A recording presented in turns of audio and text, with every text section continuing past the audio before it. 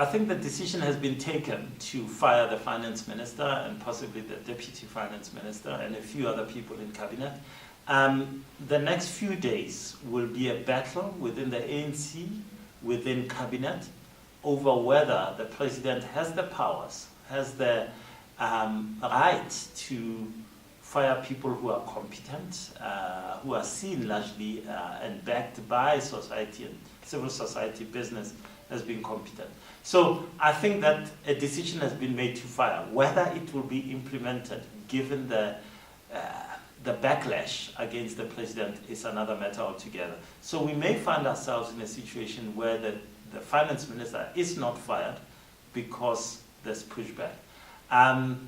Whatever happens, I think the days of President Zuma's presidency are coming to an end, because if he fires the finance minister, there will be backlash. If he doesn't fire him, those who stand against him will be emboldened, and the push against him will accelerate over the next few months. So after December 2017, Jacob Zuma is a lame duck, and he'll be out of office in a few months after that.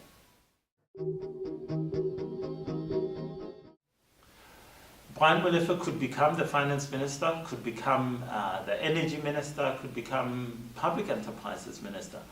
The key is whether he can clear himself of the very serious allegations contained in the Public Protector's report. So whatever he becomes or doesn't become, he has a massive cloud hanging over him.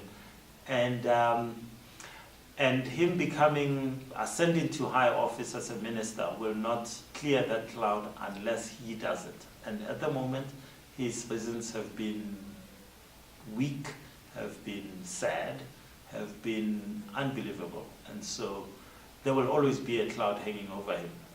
His future will always be remembered as that. And if he doesn't do something meaningful, it will remain that way. So he'll be a compromised finance minister if he becomes one.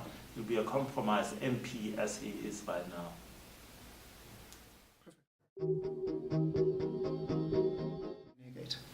When you have a cabinet reshuffle that would be outside of the Treasury or the Finance Ministry portfolio, the markets would be able to absorb this. But when you have any movements or unforeseen moves that would happen within the Treasury portfolio or the Finance Ministry, this would be something that we could possibly definitely see a pronounced movement in our local currency and in the bond market.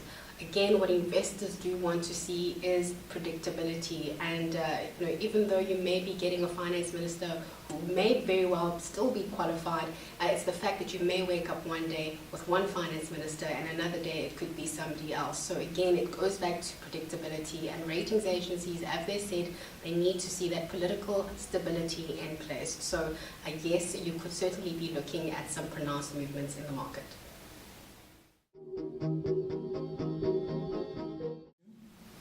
I think we can, or ratings agencies do know that this is going to be a politically driven or politically charged period at the moment, especially with the ANC leadership conference that is taking place. But certainly events such as this, the ratings agency will take note of, because this has a direct impact on what will happen to the finance portfolio or the Treasury portfolio. So, ratings agencies do look at a couple of things. They look at the economic trajectory, which is important. They also look at the strength of institutions, but I think that political stability is something that all three rating agencies have warned about. And this is something that does not speak to having a lot of stability and predictability at the moment. So yes, they will be watching this, and it is very important to see how this is going to unfold.